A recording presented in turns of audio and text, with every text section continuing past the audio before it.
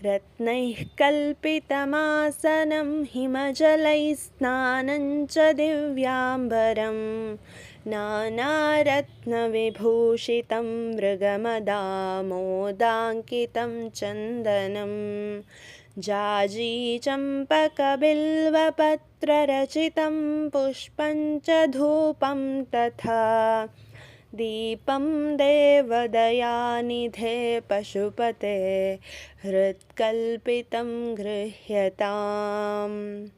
ಹೇ ದೇವದಯಾನಿಧೆ ಪಶುಪತೆ, ನಿನ್ನ ಮಾನಸ ಪೂಜೆಗಾಗಿ ನಾನು ನನ್ನ ಅಂತಃಕರಣದಲ್ಲಿಯೇ ಕಲ್ಪನೆಯನ್ನು ಮಾಡ್ತಾ ಇದ್ದೇನೆ. ರತ್ನ ಸಿಂಹಾಸನವನ್ನು ನಿನಗೆ ನೀಡ್ತಾ ಇದ್ದೇನೆ, ಅದನ್ನು ಸ್ವೀಕಾರ ಮಾಡು. ಯಾಕೆಂದರೆ ನಿನಗೆ ರತ್ನ ಸಿಂಹಾಸನವನ್ನು ನೀಡುವಂತಹ ಶಕ್ತಿ ನನ್ನಲ್ಲಿಲ್ಲ. ಆದ್ದರಿಂದ ನಾನು ಮನಸ್ಸಿನಲ್ಲಿಯೇ ಆ ರತ್ನ ಸಿಂಹಾಸನದ ಕಲ್ಪನೆಯನ್ನು ಮಾಡಿ ನಿನಗೆ ನೀಡ್ತಾ ಇದ್ದೇನೆ. ಹಾಗೆ ನಾನು ತಣ್ಣೀರಿನ ಸ್ನಾನ, ಉತ್ತಮ ವಸ್ತ್ರ, ಸುವಾಸನಾಯುಕ್ತವಾದಂತಹ ಕಸ್ತೂರಿ ಚಂದನ, ಶ್ರೇಷ್ಠವಾದಂತಹ ಸಂಪಿಗೆ, ಬಿಲ್ವ ಪತ್ರೆಗಳಿಂದ ರಚಿಸಿದಂತಹ ಮಾಲೆ, ಧೂಪ ದೀಪಗಳು ಇವೆಲ್ಲವನ್ನು ಕೂಡ ನಿನಗೆ ನೀಡುತ್ತಾ ಇದ್ದೇನೆ. ನಿನ್ನ ಪೂಜೆಗಾಗಿ ನೀಡುತ್ತಾ ಇದ್ದೇನೆ. ಇದನ್ನು ನೀನು ಸ್ವೀಕಾರವನ್ನು ಮಾಡು. ಹಾಗೆ ಎರಡನೆಯ ಶ್ಲೋಕ. ಸೌವರ್ಣೇನ ವರತ್ನಕಂಠರಚಿತೆ ಪಾತ್ರೆ ಘೃತಂ ಪಾಯಸಂ ಭಕ್ಷಂ ಪಂಚವಿಧಂ ಪಯೋಧಧಿಯುತಂ ರಂಭಾಫಲಂ ಪಾನಕಂ ಶಾಖಾನಾಮಯುತಂ ಜಲಂ ರುಚಿಕರಂ ಕರ್ಪೂರಖಂಡೋಜ್ವಲಂ ತಾಂಬೂಲಂ ಮನಸಾ ಮಯಾ ವಿರಚಿತಂ ಭಕ್ತ್ಯಾ ಪ್ರಭೋ ಸ್ವೀಕುರು. ನವರತ್ನ ಖಚಿತ ಬಂಗಾರದ ಪಾತ್ರೆಯಲ್ಲಿ ತುಪ್ಪ, ಪಾಯಸ, ಹಾಲು, ಮೊಸರು ಹಾಗೆ ಬಾಳೆಹಣ್ಣಿನಿಂದ ಮಾಡಿದಂತಹ 5 ಭಕ್ಷ್ಯಗಳು, ಪಾನಕ, ಶುದ್ಧವಾದಂತಹ ನೀರು, ತಾಂಬೂಲಗಳು ಇವೆಲ್ಲವನ್ನು ನಾನು ಭಕ್ತಿಯಿಂದ ನನ್ನ ಮನಸ್ಸಿನಿಂದಲೇ ರಚನೆಯನ್ನು ಮಾಡಿದ್ದೇನೆ. ನನ್ನ ಮನಸ್ಸನ್ನು ಅದರೊಳಗೆಯೇ ಪೂರ್ಣವಾಗಿ ಇಟ್ಟು ರಚನೆಯನ್ನು ಮಾಡಿದ್ದೇನೆ. ಇವೆಲ್ಲವನ್ನು ನೀನು ಸ್ವೀಕಾರ ಮಾಡು. ಹಾಗೆ ಮೂರನೆಯ ಶ್ಲೋಕ.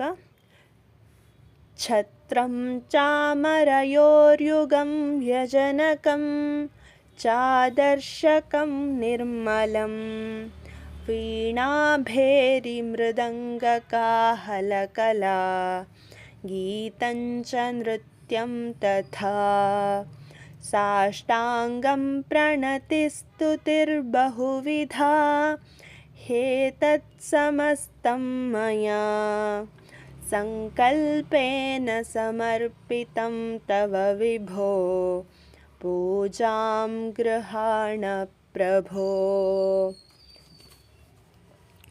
ಅಂದರೆ ನನ್ನ ಮನಸ್ಸಿನ ಸಂಕಲ್ಪದಿಂದ ನಿರ್ಮಿಸಿದಂತಹ ಛತ್ರ ಚಾಮರಗಳು, ಬೀಸಣಿಗೆಗಳು, ಕನ್ನಡಿ, ವೀಣೆ, ಭೇರಿ, ಮೃದಂಗ, ದುಂದುಭಿಗಳ ವಾದ್ಯ, ನೃತ್ಯ ಹಾಗೂ ಅನೇಕ ಸ್ತುತಿ ಇವೆಲ್ಲವನ್ನು ಕೂಡ ನಿನಗೆ ಸಮರ್ಪಣೆಯನ್ನು ಮಾಡ್ತಾ ಇದ್ದೇನೆ. ಈ ಒಂದು ಪೂಜೆಯನ್ನು ನಿನಗೆ ನೀಡ್ತಾ ಇದ್ದೇನೆ. ವಿಶ್ವವ್ಯಾಪಕನಾದಂತಹ ಪ್ರಭುವೇ, ಈ ನನ್ನ ಪೂಜೆಯನ್ನು ಸ್ವೀಕಾರ ಮಾಡು. ನನ್ನ ಮನಸ್ಸಿನ ಸಂಕಲ್ಪದಿಂದ ನಿನಗೆ ನಾನು ಏನೇನೆಲ್ಲ ನೀಡ್ತಾ ಇದ್ದೇನೋ ಅವೆಲ್ಲವನ್ನು ಕೂಡ ಭಕ್ತಿಯಿಂದ ನೀಡ್ತಾ ಇದ್ದೇನೆ. ಅವೆಲ್ಲವನ್ನು ನೀನು ಸ್ವೀಕಾರ ಮಾಡು. ಹಾಗೆ ನಾಲ್ಕನೆಯ ಶ್ಲೋಕ. ಆತ್ಮಾತ್ವಂ ಗಿರಿಜಾಮತಿಃ ಸಹಚರಾ ಪ್ರಾಣಾ ಶರೀರಂ ಗೃಹಂ ಪೂಜಾತೆ ವಿಷಯೋಪಭೋಗರಚನಾ ನಿದ್ರಾ ಸಮಾಧಿಸ್ಥಿತಿಃ ಸಂಚಾರ ಪದಯೋ ಪ್ರದಕ್ಷಿಣ ವಿಧಿಃ ಸ್ತೋತ್ರಾಣಿ ಸರ್ವಾ ಗಿರೋ ಯದ್ಯತ್ ಕರ್ಮ ಕರೋಮಿ ತತ್ತದಖಿಲಂ ಶಂಭೋ ತವಾರಾಧನಂ. ಅಂದರೆ ನೀನು ಆತ್ಮನಾಗಿದ್ದೀಯಾ, ನನ್ನ ದೇಹದೊಳಗಿರುವಂತಹ ಆತ್ಮವೇ ನೀನು. ನನ್ನ ಮನಸ್ಸೇ ಆ ಪಾರ್ವತಿ ದೇವಿ. ಆ ಇಂದ್ರಿಯಗಳೇ ನನ್ನ ಸಹಚರಗಳು. ಹಾಗೆ ಶರೀರವೇ ಮನೆ. ನಾನೇನು ಕಾರ್ಯಗಳನ್ನು ಮಾಡ್ತಾ ಇದ್ದೇನೋ ಅವೆಲ್ಲವೂ ಕೂಡ ನಿನ್ನ ಕಾರ್ಯವು. ಅಂದರೆ ನಿನಗಾಗಿಯೇ ಮಾಡುವಂತಹದ್ದು, ನಿನಗೇ ಸಮರ್ಪಣೆಯಾಗುವಂತಹದ್ದು. ಅದೇ ನಾನು ನಿನಗೆ ಮಾಡುವಂತಹ ಪೂಜೆ ಅಂತ ನೀನು ತಿಳಿ. ಹಾಗೆ ನಾನು ಮಾಡುವಂತಹ ನಿದ್ರೆಯೇ ಸಮಾಧಿ ಸ್ಥಿತಿ. ನಾನೆಲ್ಲಿ ನಡೆದಾಡ್ತೇನೋ ಅವೆಲ್ಲವೂ ಕೂಡ ನಾನು ನಿನಗೆ ಹಾಕುವಂತಹ ಪ್ರದಕ್ಷಿಣೆ ಅಂತ ತಿಳಿದುಕೋ.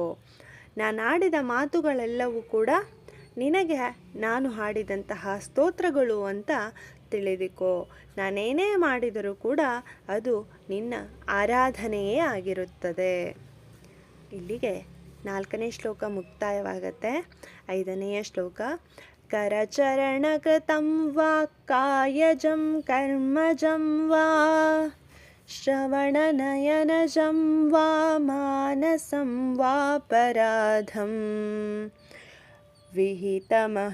ವಿಹಿತಮವಿಹಿತಂ ವಾ ಸರ್ವಮೇತತ್ ಕ್ಷಮಸ್ವ. ಜಯ ಜಯ ಕರುಣಾಬ್ಧೇ ಶ್ರೀ ಮಹಾದೇವ ಶಂಭೋ. ಅಂದರೆ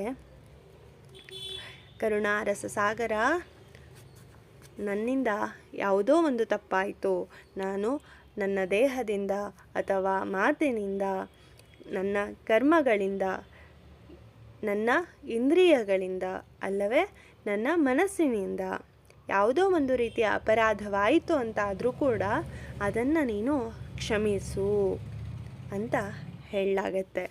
ಇಲ್ಲಿಗೆ ರತ್ನೈಕಲ್ಪಿತ ಮಾಸನಂ ಎನ್ನುವಂತಹ ಶಿವಮಾನಸ ಪೂಜಾ ಸ್ತೋತ್ರ ಮುಕ್ತಾಯವಾಗತ್ತೆ.